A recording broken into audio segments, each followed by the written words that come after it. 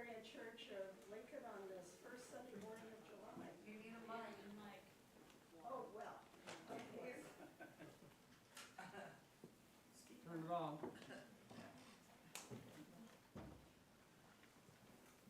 All good? I might bring it closer. There's a frog joining us in the service today, and unfortunately, it's in my throat. I'll do the best I can.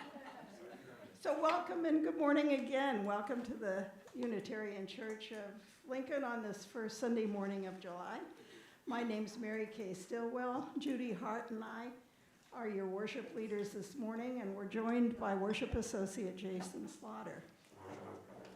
However we meet, in person or live stream, worship together is a chance to deepen our connection with the sources of meaning in our lives and to proclaim who we are and what we're about.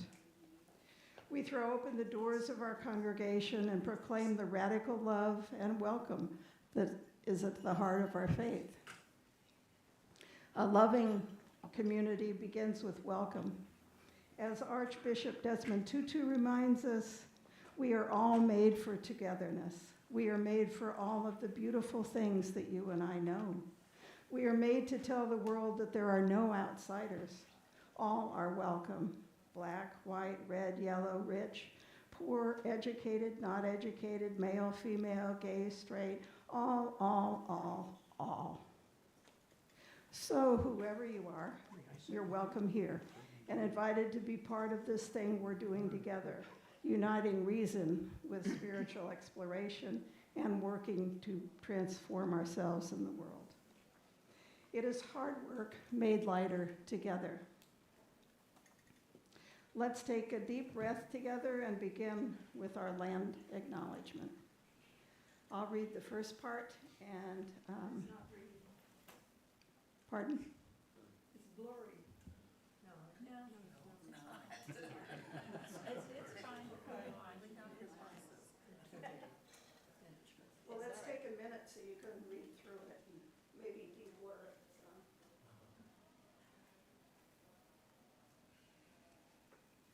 We acknowledge the land and the people who have called this place home for thousands of years. Speaking of the mic. The Odo Missouri, Omaha, Ponca, Kansa, and Pawnee have lived here at one time. Many others have visited to collect salt at the local salt basin. Nikise, by which this area continues to be known, is the Omaha word for salt water. We thank them for all their good care of this sacred ground. While we cannot change the past, we are committed to right relationship with our native neighbors. We value their contribution to our community's vitality and diversity. These are not idle words. Our commitment is to action. We pledge to show up in support of local and national policies, programs, and measures that demand and redress for land safety, that offer justice for harm committed, and that seek to promote self-determination and equity for all peoples.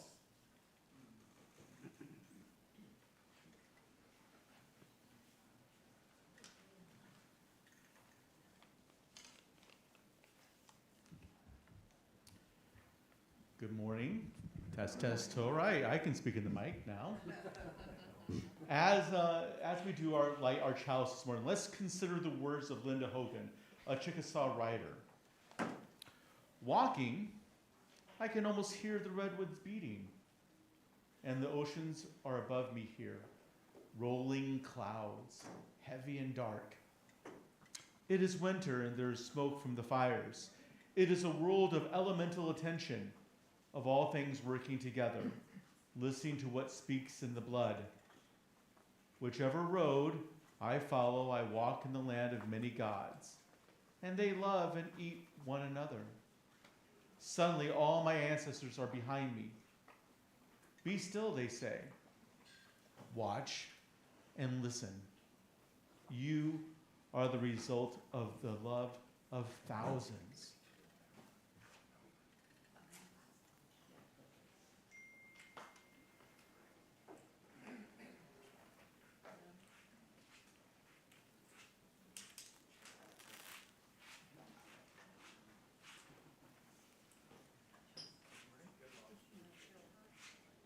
So our next thing here is, I believe, a hymn. Hymn number 360. Here we have gathered. If you're able to stand, please stand and let us sing together.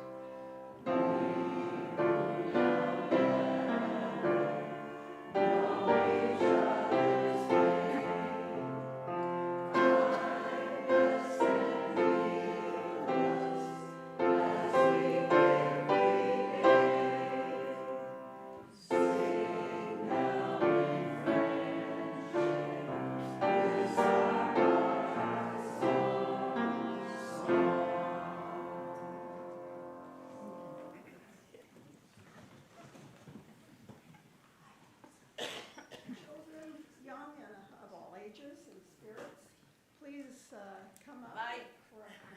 Gee whiz. Children, young in age or spirit, please come up for our story.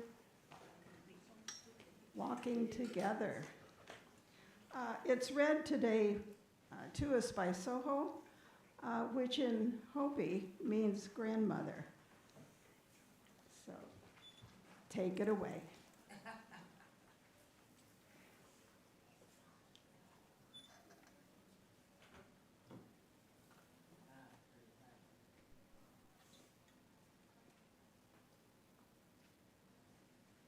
Welcome to Soho Storytime. Today we're going to be reading a book called Walking Together. This book is written by Elder Albert D. Marshall, who is of the Moose Clan of the Mi'kmaq Nation. Written also by Louise Zimini, who is of Hungarian descent. And illustrated by Emily Kawakijik, who is an Anishinaabe artist and visual storyteller. I look forward to reading this beautiful book with you all today. Now let's get ready for story time.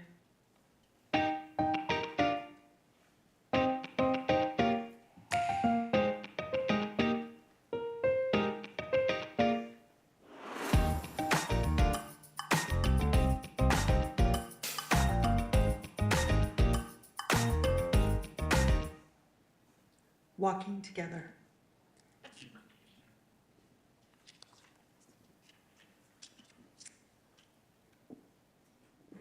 When we walk together in a good way, we learn to see the world through two eyes.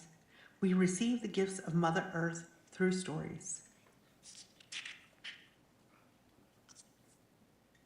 When we walk together in a good way, things are revealed. We hear those who are returning and those who stayed. Sing the lands and water awake after a deep rest.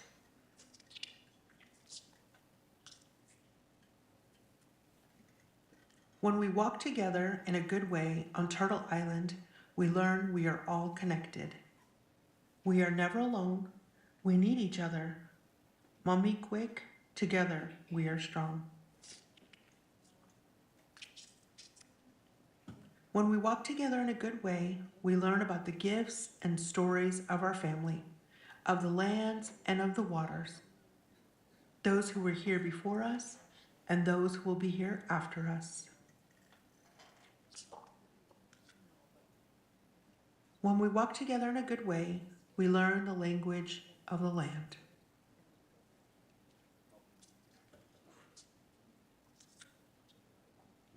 When we walk together in a good way, we give back gifts by taking care of our family. We leave things where they are.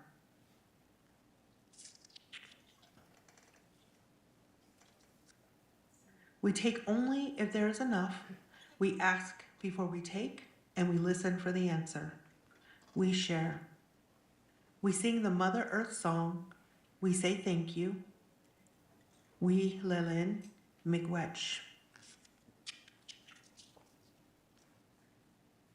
When we walk together in a good way, we go to what we love, we go to what we need: water, stick, rock, frog.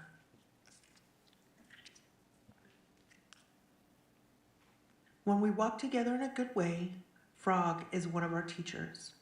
We wait, listen, and watch for Frog near the ponds. We breathe in the stillness.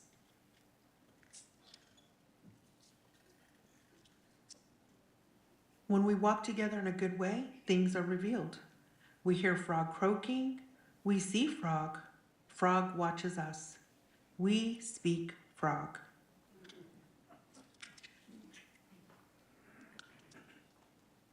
When we walk together in a good way, we listen to a story about Frog. He lives in muddy water and has wrinkly skin. He did not share the gift of flowing water with the people and the animals. Ruby-throated hummingbird, wild daisies, flowing river, and sunning turtle are our teachers too.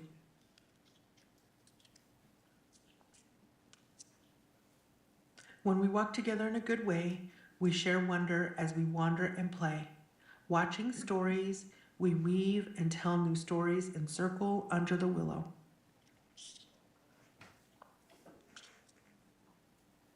The stories of the waters and the lands and the teachings of the flyers, the crawlers, the swimmers, and the four-leggeds grow inside us. Like flossy milkweed seeds, they are carried on the winds for future generations.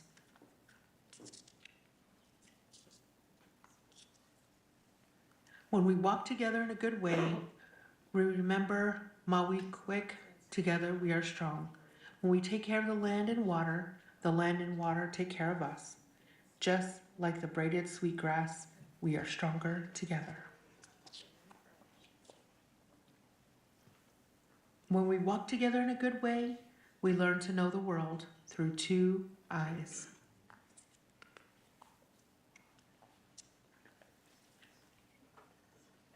The end. Thank you so much for reading Walking Together with me today. I look forward to reading more stories with you, so don't forget to like and subscribe. Have a beautiful day.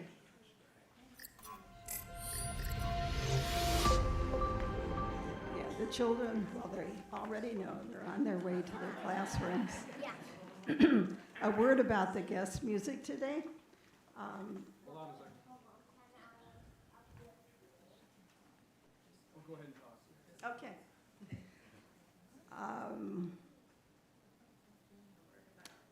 The music today is from a festival, the First Nations Festival, that took place in March at UNL. It was curated, put together by a PhD student, Mary Young, and she was able to get the money together to commission this piece, which is in English, Four Seasons, and it's by the Lakota composer, William Blackhorse. So I hope you enjoy it. The full concert's on YouTube if you want to take a listen.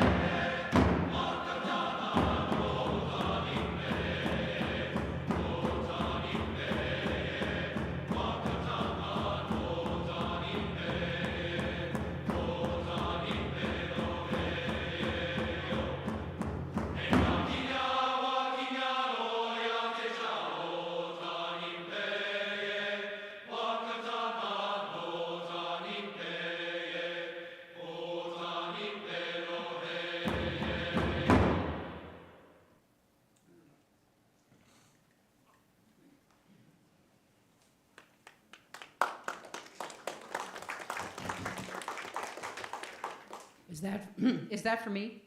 Or for them? Always the ham. Always the ham. Good morning, everybody. I'm Judy Hart, a member of your Board of Trustees. I want to offer a special welcome to those of you who are visiting for the first time. I have a few announcements to share as our church community extends beyond Sunday morning worship.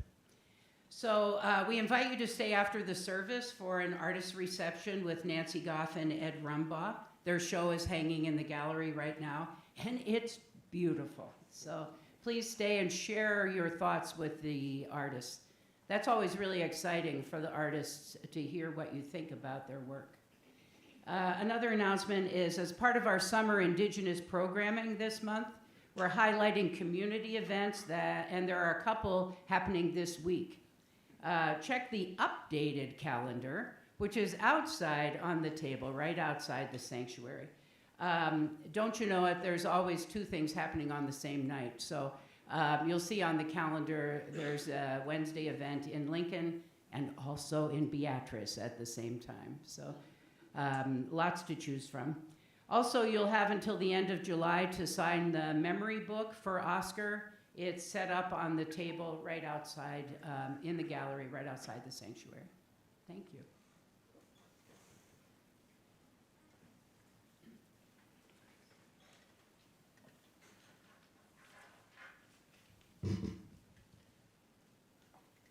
A central part of our services is the time we join together as a community to mark the moments of our lives. We share with each one another here today our joys, our sorrows, and the events that mark the steps on our journey. Now the threads of sorrow and those of joy are intertwined in the fabric of our lives, present for all, remembered by all. Now we share those threads and then they are woven together with those of others in our community. Our joys are shared and magnified, and we are comforted in our own sorrows. I invite you, if you're online, to type into the chat, which, you know what, I need to go get my phone because I need to make sure I'm reading it.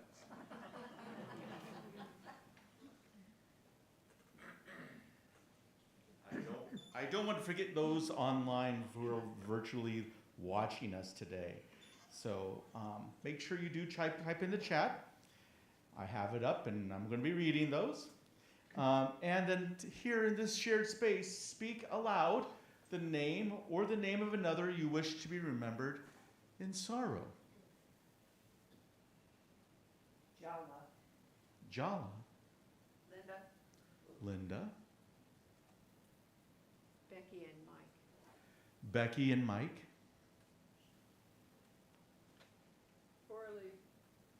Orly.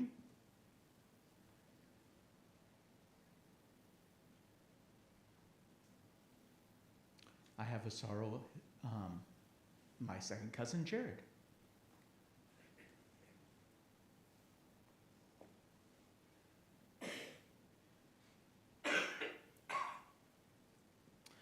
We have in the chat, Roger.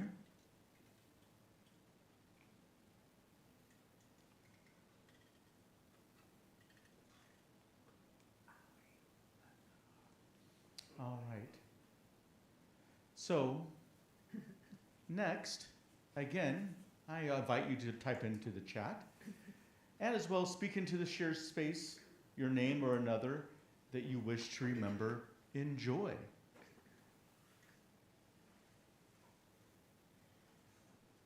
Bree and Charlie. Bree and Charlie.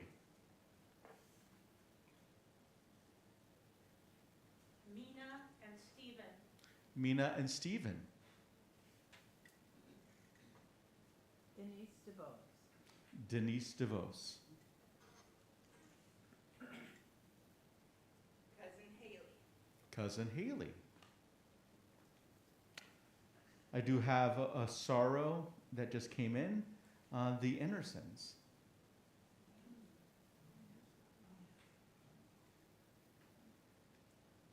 I do have a joy.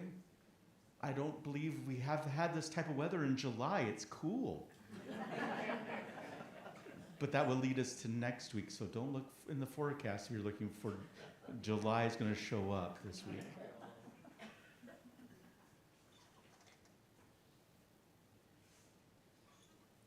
Playing Monopoly with our grandkids. Play Monopoly with your grandkids. Flying over a green Nebraska. Flying over a green Nebraska, yeah. Meeting a good friend in Chicago next week. Being with a good friend in Chicago next week.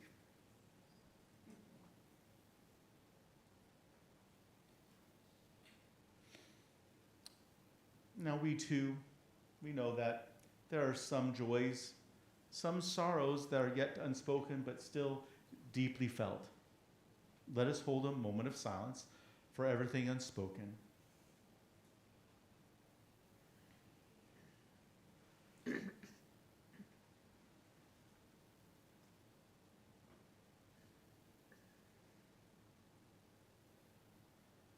Thank you for your presence. Now, you may remain seated while we sing our next hymn, number 1023, Building Bridges.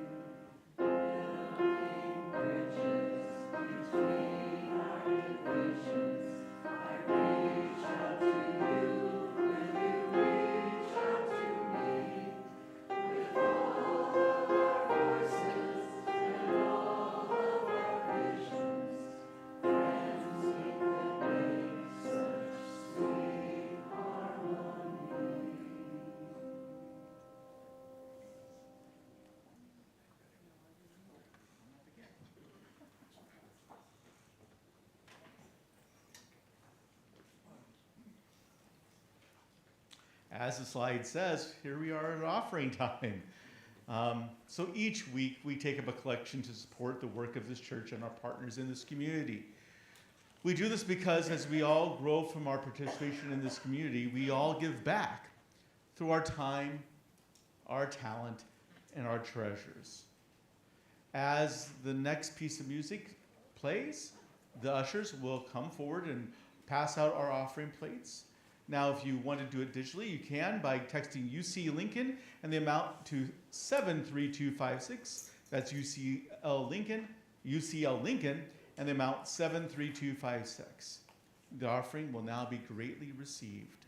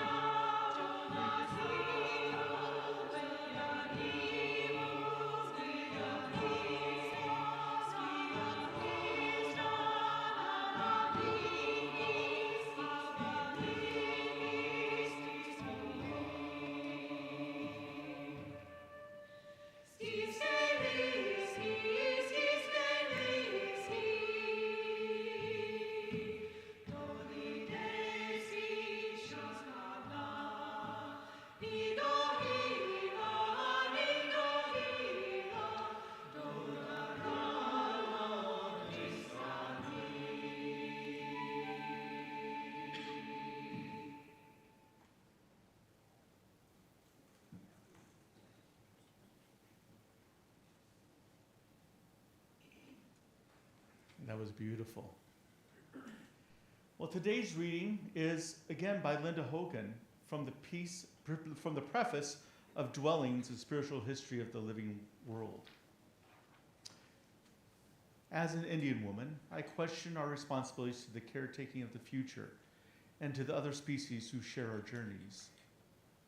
These writings have grown out of those questions, out of wondering what makes us human, out of a lifelong love for the living world and all its inhabitants. They have grown, too, out of the native understanding that there is a terrestrial intelligence that lies beyond our human knowing and grasping. It has been my lifelong work to seek an understanding of those two views of the world. One is seen by the native people, and the other is seen by those who are new and young to this continent. It is clear we have strayed from treaties we once had with the land and with the animals. It is also clear and heartwarming that in our time there are many, Indian and non-Indian alike, who want to restore and honor those broken agreements.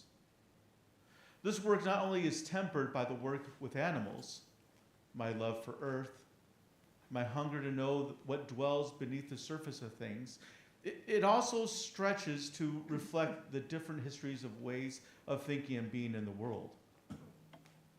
I write out of respect for the natural world, recognizing that humankind is not separate from nature.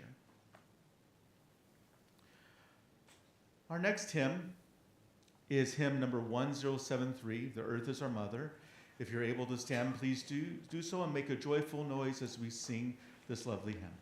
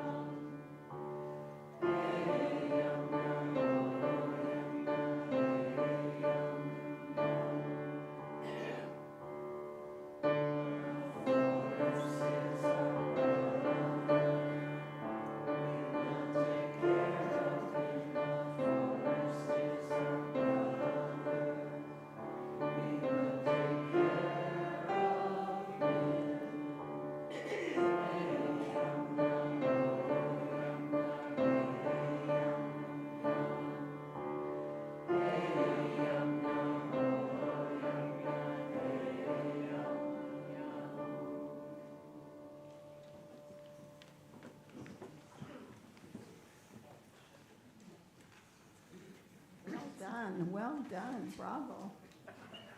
The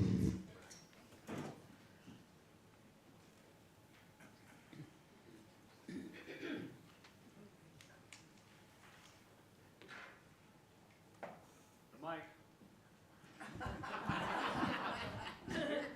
Okay, we'll try it this way. Good fortune has brought us here. My grandfather was the custodian of an apartment house when I was growing up, and I spent hours after hours trailing after him as he fixed window sashes, repaired toilets, and trimmed hedges. He was a Yankees fan, and he often quoted Yogi Berra as he completed all of what he called his chores. You can observe a lot just by watching, he'd say, when he wanted me to get out of the way. My grandfather was born in Coffeyville, Kansas in 1880, and sometimes he'd tell stories about his family's journey by team and wagon to Nebraska to homestead. Often he'd talk about baseball. During the 1920s, he and his son, my Uncle Stilly, both played on the Valentine Hearts team up in Cherry County. The highlight of my grandfather's year was the series.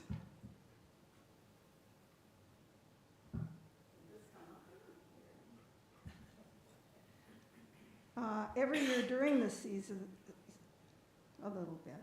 Oh, thank you. He plays well and the highlight of my grandfather's year was the World Series, and every year during the series, he'd recount his trip to Bismarck to see Satchel Paige play. That was my introduction to segregation.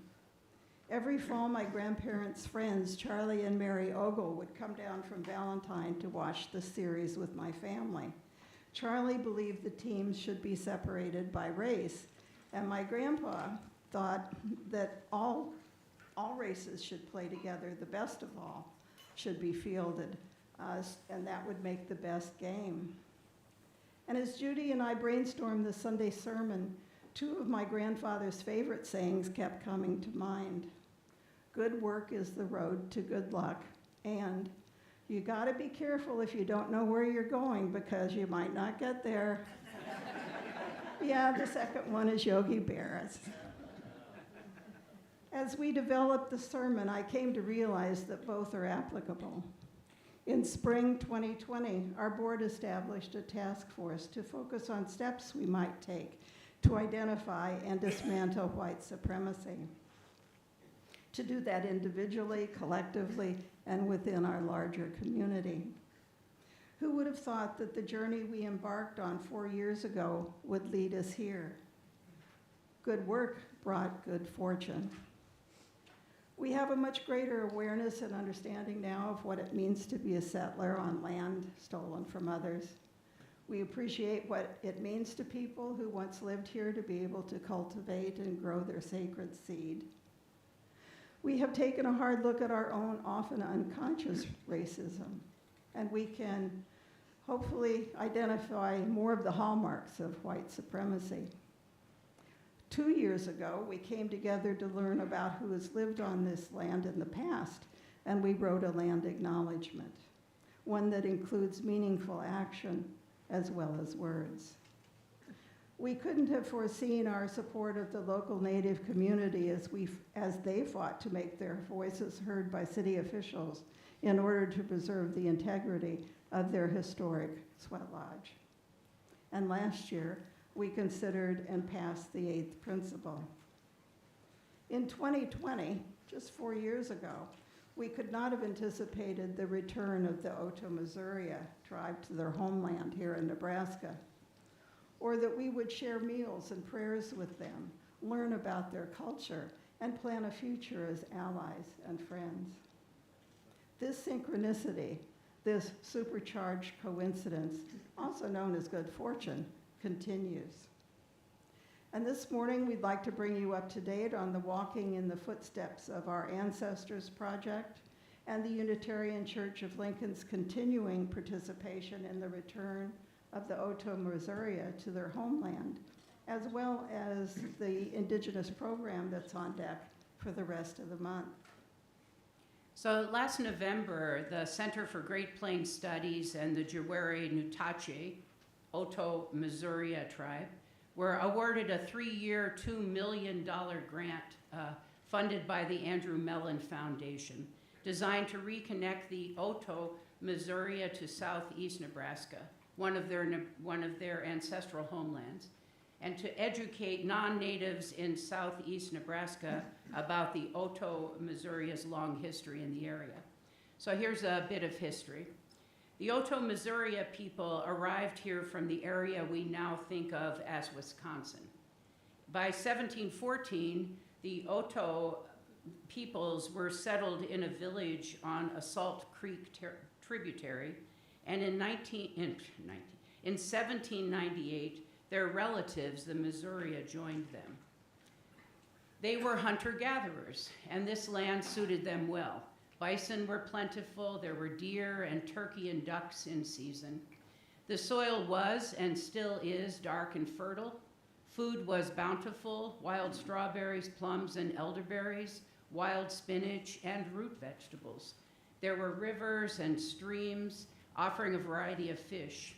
It's beautiful country, even now, lush most summers, hills gently rising and falling as though the earth were rising and falling with a single breath.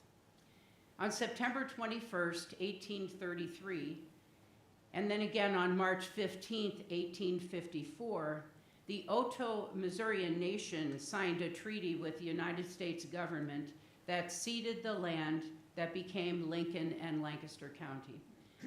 The Oto Missouri were forced to move to the Big Blue Reservation near Beatrice. When Congress sold that land, they were again displaced and forced south to Indian Territory in Oklahoma in 1880 and 1881. Today, most of the Oto Missouri live in and around Red Rock, Oklahoma. Three years ago, good fortune had a hand in bringing the Oto Missouri back to Nebraska. Dr. Margaret Jacobs, the director of the Center for Great Plains Studies, she was in Kearney helping to harvest native corn with Deb Echohawk. Echohawk's nephew, Corey DeRoyne, a member of the Oto Missouri tribe, was visiting her. He and Margaret began a conversation that led to a potluck in Lincoln in 2022. Members of the Unitarian Church of Lincoln and other community groups were invited to the potluck. Joellen Polzine was there, Christine Davis, Jackie Kale, Mary Kay Stillwell, and others. Tribal members returned in the fall when Lincoln Mayor Larian Gaylor Baird proclaimed the first September 21st Oto Missouri Day and welcomed members of the tribal nation back to their ancestral lands. Many of us attended the Unitarian Church of Lincoln's Welcome Home Dinner that was held right here in this sanctuary. Were any of you here that night? Yeah, it was a remarkable event. The Oto Missouri returned in 2023 to celebrate the second Oto Missouri Day and enjoy hospitality with us at the Unitarian Church and with other Lincoln friends. And plans are underway for their return this September. With the launch of the Mellon Grants Walking in the Footsteps of Our Ancestors, the Center for Great Plains Studies last fall, the Oto Missouri peoples and the Lincoln community have joined together for an ambitious program of education and return. The project is organized into 5 major advisory groups: building relationships, sharing the story, changing the narrative, creating land-based commemorations, and visualizing reconciliation. I think you can read that. Mary Kay and I were asked by Dr. Jacobs to represent the Unitarian Church of Lincoln on the Building Relationships team, which is composed of city, county, and community representatives, as well as Oto Missouri relatives. We've met twice so far this year, and we'll meet again later this month to continue planning for this September's event. There will be an event here at the church in September, on September 21st, and it can happen because that's a Saturday, but the football team moved the football game to Friday night so that we can have Oto, Missouri. I hope that's the way it went. But more details will follow. They'll be in place soon for that event. We'll keep you updated.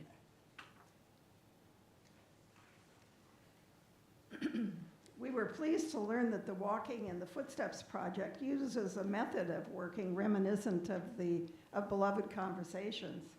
At the first meeting of all project participants, we discerned our covenant, or ways as they are called, short for ways of being and behaving.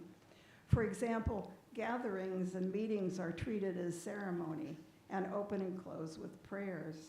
We are called to be respectful and open to different ways of knowing, to participate as partners in co-liberation, and to recognize we have the opportunity to foster healing, decolonialization, and reconciliation in the community as we work toward these changes in the wider world.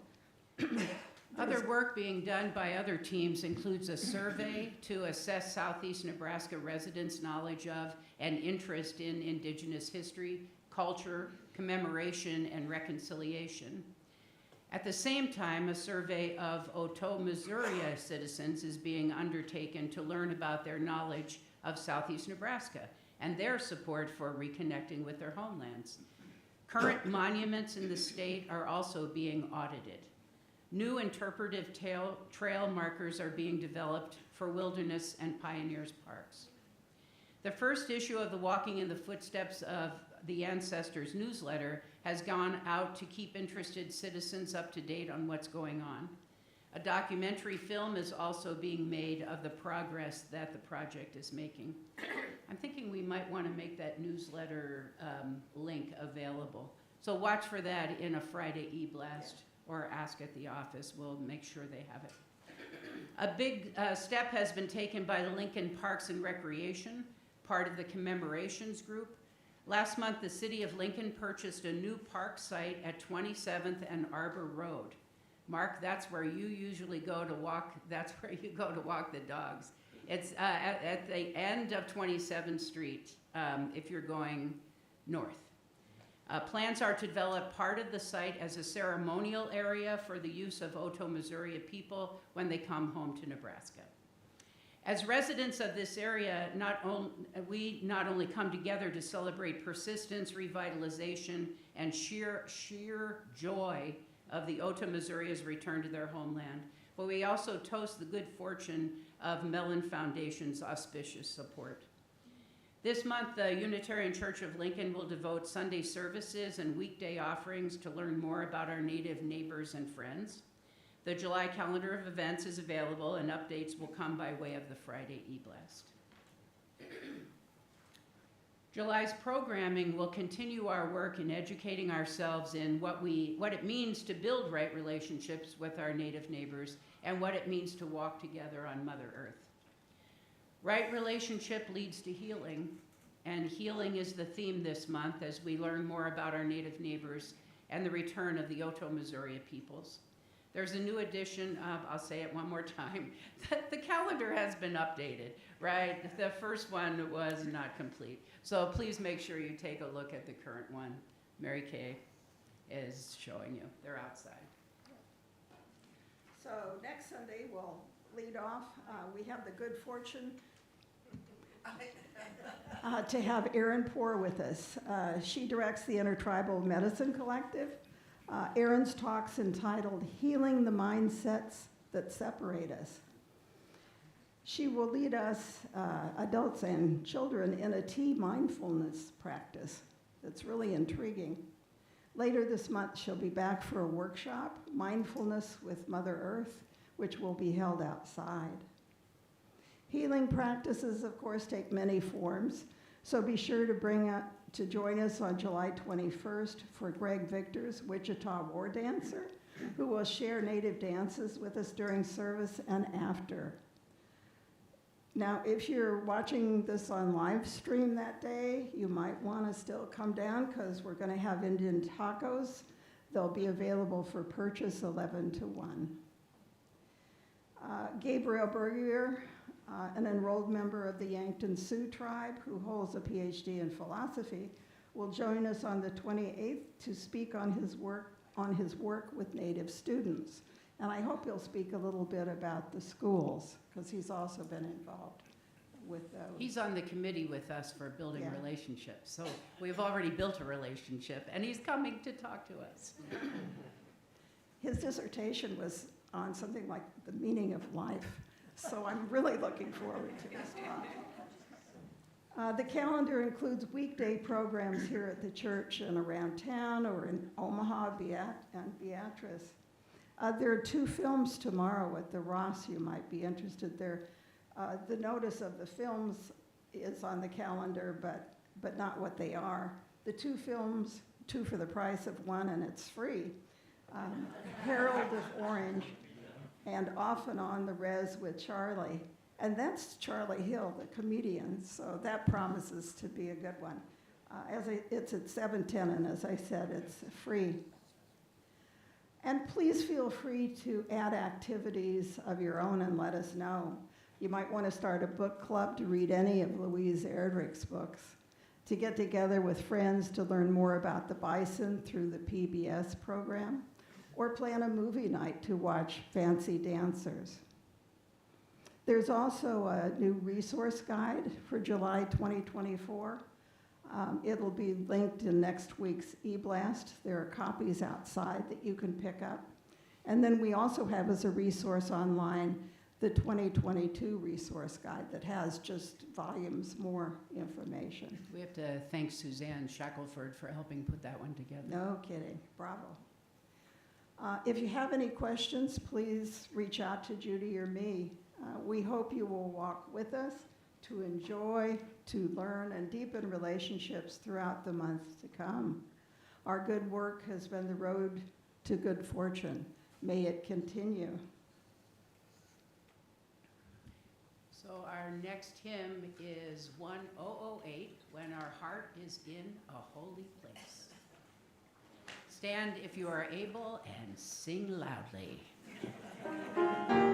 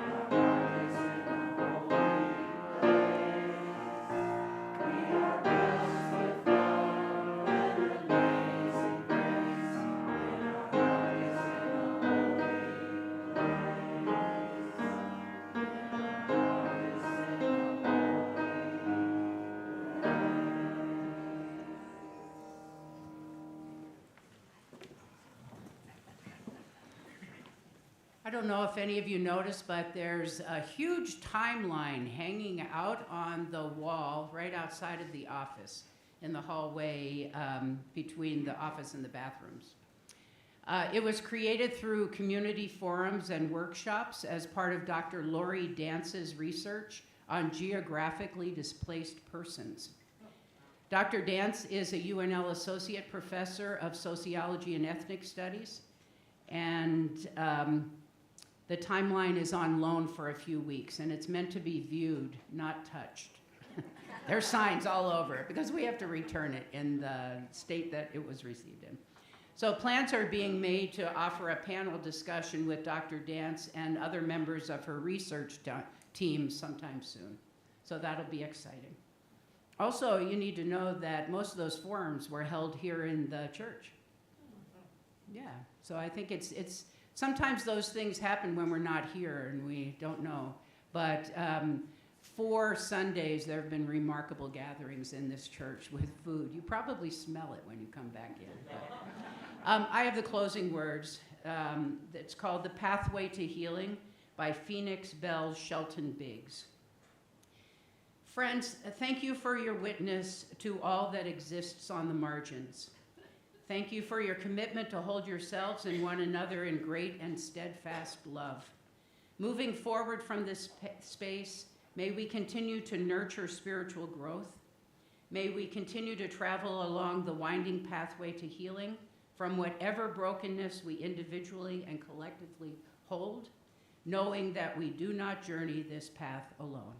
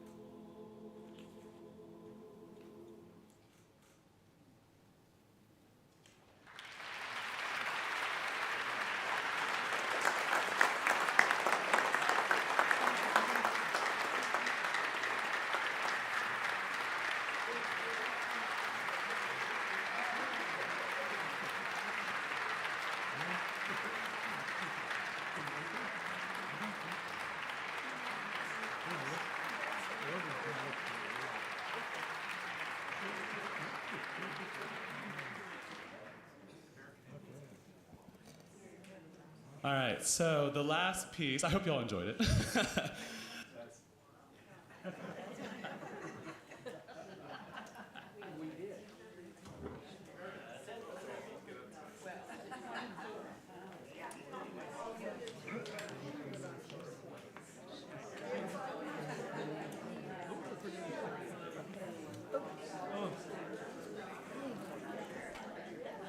I would welcome you. How are you? Welcome. That came out pretty well.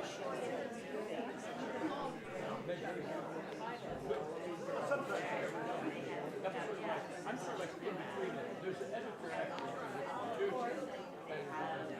so they keep it like